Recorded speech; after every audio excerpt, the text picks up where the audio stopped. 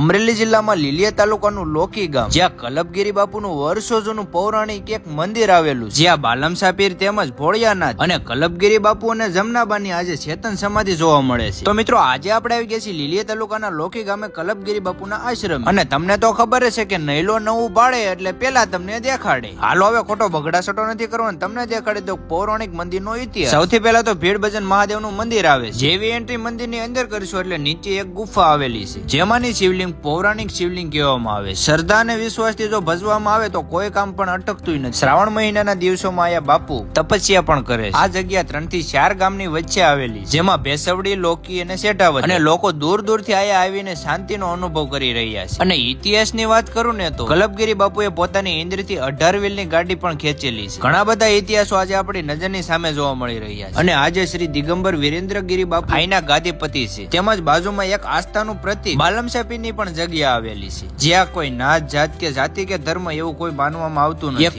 માણસ બનીને રહે તેવા આપણી સામે આપણા ઇતિહાસો જોવા મળી રહ્યા છે, અને આજે પણ વર્ષો જૂનો ધૂણો આપણને જોવા મળી રહ્યો છે। જગ્યા એટલે ઉત્તમ આપણે છે, મહાદેવજીનું સ્થાનક છે, પુરાણી છે, વર્ષોથી આ બાપુને આજે વર્ષો થઈ ગયા અહીંયા કણે 107 વર્ષની મૂર્તિ છે। અને બાપુ દ્વારા જાણવામાં આવ્યું છે કે હાલમાં બાપુની ઉંમર 107 વર્ષ છે। તો મિત્રો આજના સમયમાં આપણે આવા ઇતિહાસોથી થોડાક વાકેફ છીએ। તો મિત્રો તમને અમારો વ્લોગ કેવો લાગ્યો કોમેન્ટ કરી નાખજો, અને આ વિડીયોને 5 થી 10 લોકોને શેર કરો, જેથી કરીને સોશિયલ મીડિયાના જમાનામાંથી લોકો બહાર આવે અને આવી પૌરાણિક મંદિરોની મુલાકાત કરે।